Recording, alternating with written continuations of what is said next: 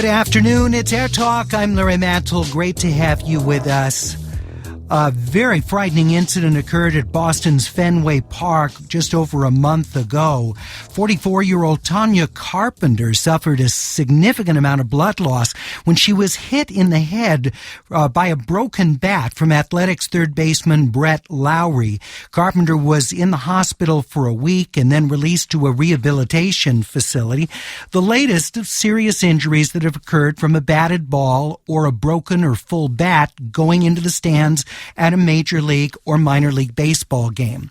Now, an attorney representing an Oakland A's season ticket holder who hasn't been injured by a ball or bat is seeking to have Major League Baseball extend the fencing behind home plate all the way down the lines of the field to the foul poles. What do you think of that? Is that worth it to provide better protection for the fans in the stands, or will that detract from the viewing experience of the game? Is that not a worthy trade-off? 866-893-KPCC. With me is Robert Hilliard, who's representing Oakland A's season ticket holder Gail Payne in the class action lawsuit against the Commissioner of Major League Baseball. Mr. Hilliard, good to have you with us. Thank you very much. Good afternoon. Now, your client sits in the second level of the Oakland Alameda Coliseum, is that right? Along the first base line, that's right. And what is the degree of risk for her in her season seats? You know, that's a fluctuating question depending on the pitch, the batter, and the hit. You know, the issue that we have tried to bring to the forefront has been discussed literally for years, and that is there is a level of danger to everyone, not only in Miss Payne's area, but closer to the field, that is clear and known, and there are many circumstances when the folks who are watching the baseball game will have zero reaction time before they're hit with either a baseball or a shattered bat coming their way. What's the matter with the fans willingly taking on that risk if they choose to do it for the proximity of the field and to see it unobstructed by a net? What's wrong with people taking on that risk to do so? Well, you got to ask yourself: do they appreciate the risk that they're taking on? Because many folks believe wrongly that if they're paying attention, if they're watching the game and they're not distracted by the big screen event that is going on the screen, but if they're really watching the game, that they'll have time to react. And what we learned in preparing this lawsuit is that's just simply not true. You know, there's really no difference in the speed of the ball between the time it would get to Miss Payne's section and the time it would get to someone behind home plate in regards to relative miles per hour. In other words, you have a screen behind home plate because there's a perception, which is actually false, that the people behind home plate are at greater risk than the people along both foul lines. You know, the studies consistently show that it's those folks along the foul lines that get more foul balls rocketed at them than the people behind the screen. Well, because there's a net behind the screen.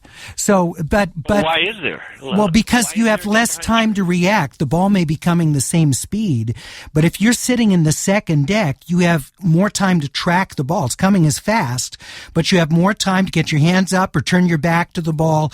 And in the second deck, you're not going to get a bat shard that's hit up there. Where behind home plate, it's coming at that same speed. It's on top of you before you could get your hands up.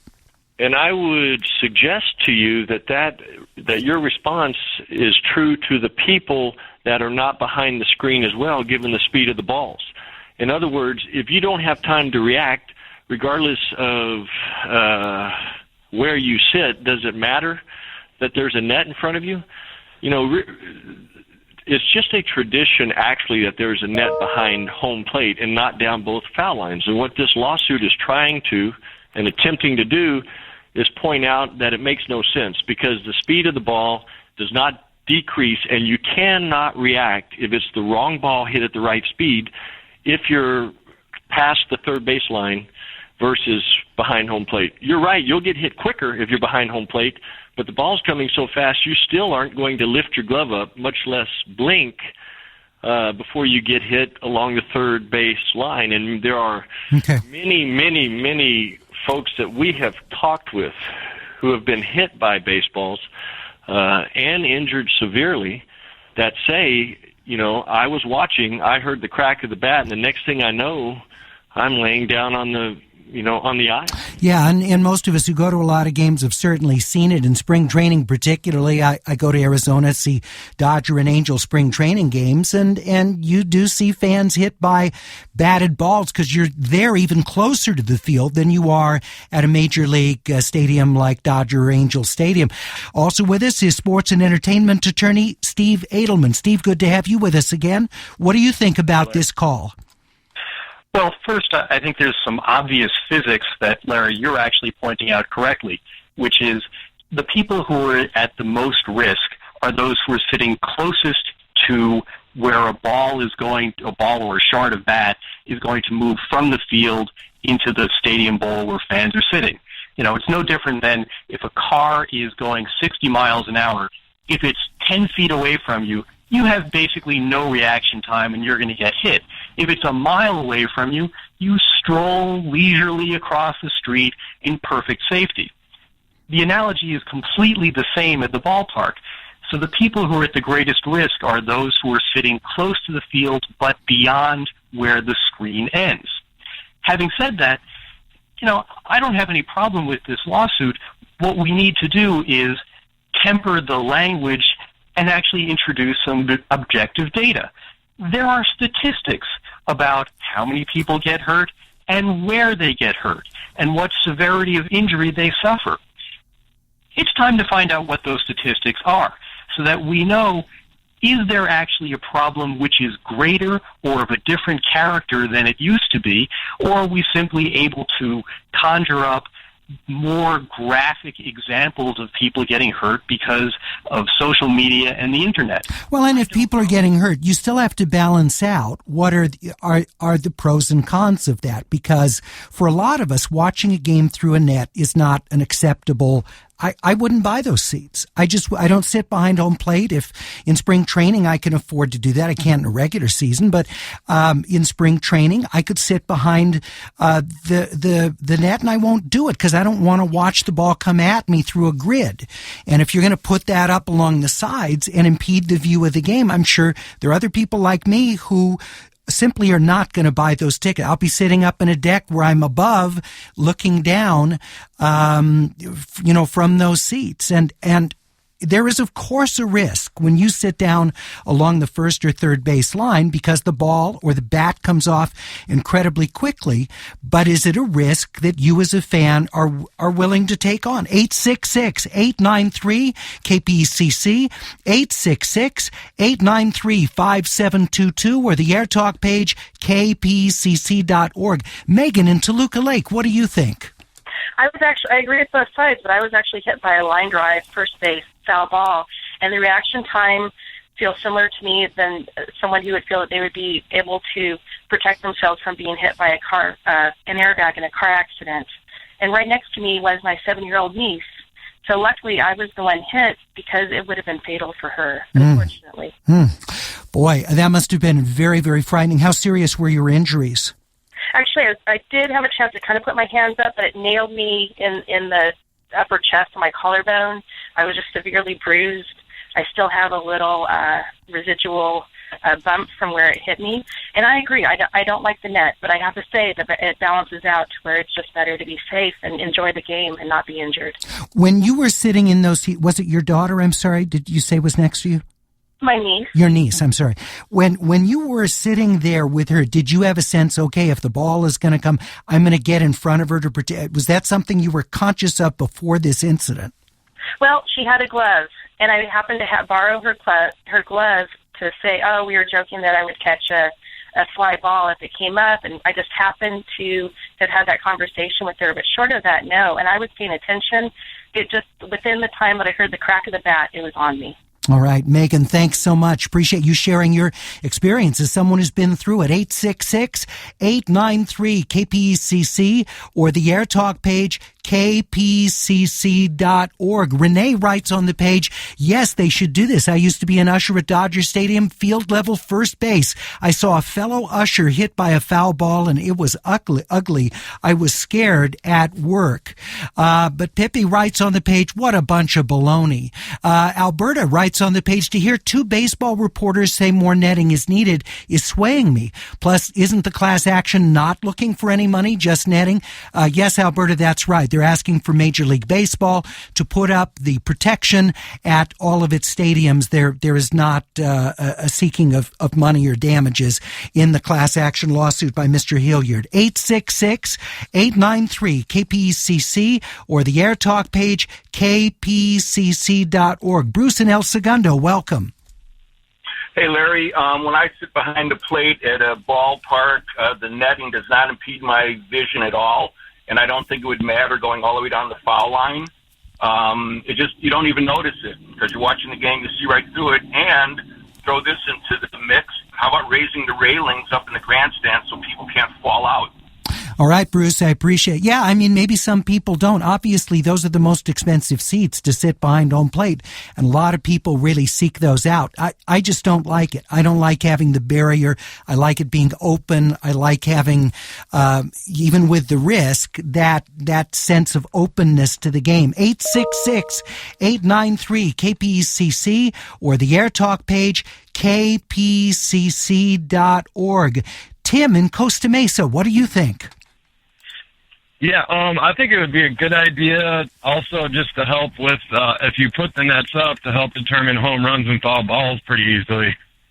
Yeah, although that's not an issue so much now. There's instant replay and there are cameras, so being able to determine if a ball is fair or foul relative to the foul pole isn't as much an issue. But yeah, I mean, obviously if the fence attaches to the foul pole, it would be instantaneous. You'd know if it's a foul ball or not. 866-893-KPCC or the Air Talk page, kpcc.org. Tony writes on the page, putting a screen around the field would take away fielders leaning in the stands to make a catch. That, of course, a big part of the highlights that you see on ESPN. 866-893-KPCC or the Air Talk page, kpcc.org. Lou writes, Fenway's different than Dodger or Angel Stadium. So because the stadium built in 1912 is going to chase a stadium built with sets farther away to have nets to the foul pole, 866-893-KPCC or the Air Talk page. Bob Hilliard, do you think, you would go forward with some sort of further legal challenge if MLB turns you down? Yeah, so, one point to your earlier comment, and that is in the last two collective bargaining sessions, the players have asked that the netting be extended as well to be turned down by the owners. And you would think that if anyone saw the consequence of a line drive, it's the players. So even though you are going to lose, and I acknowledge you will lose some of the things that traditionally people love, but it's a weighing of the risk, and I would respectfully have you consider whether you can really protect yourself if you're sitting in an open area outside the netting, because that's what you like to do. If it's the best hitter in baseball hitting the hardest line drive coming at you or someone in your family. Yeah, no, it's I'm not whistling in the dark. I realize there is a risk that's involved, but there are all kinds of things that we do where we take on calculated risk to do it because of a benefit and do that analysis ourselves and make that choice. The question is whether people should have the ability to do that or whether it's inherently unsafe and the sport itself should put up the barriers to protect everyone. And it's fascinating to see the range. Most of the commenters on the page, by the way, are very against this idea, but overwhelmingly the calls that we're having coming in are supportive of adding protection. I find this so interesting how almost uniformly the difference of opinion based on those two methods of feedback. Steve Edelman, back to you. What do you anticipate MLB's response is going to be to this? It's really hard to know, Larry. I'm pretty sure that the statistical data, if it doesn't already exist, is available to respond to the claims in the complaint. So, again, we don't have to argue and use anecdotal evidence. There is statistical data out there that will inform this conversation. I'm kind of like you. I like to sit away from the screen, and that's an integral part of the baseball experience, as I think the people who are writing in are almost uniformly talking about. It's not like football where everyone's wearing pads and helmets and are acting like big gladiators. Part of the baseball experience is the opportunity to interact with the players, catch a ball. I mean, it's the best souvenir you can have going to a professional sporting event, and that's why kids bring their gloves. It's not to protect themselves, it's because they want a foul ball.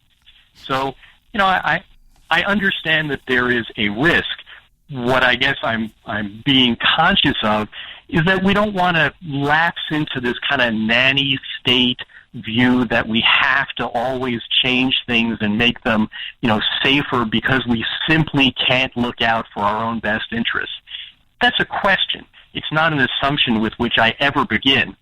So I really want to know, and I think all of our listeners ought to know, has something materially changed so that the ballpark attending experience is different now than it used to be? Well, and Bob Hilliard, I think, has made a very strong case in that sense that people are paying less attention because their heads are down in their devices all the time. And, there is the between inning stuff on the scoreboards. I think when play is going on, there are less of the distractions on the scoreboard. But, there still are people not watching the field when they're sitting in those high risk seats. And I think that is undeniable. If you go to a game today, people are taking on more risk, either because of their naivete or maybe they're just willing to get hit. I don't know.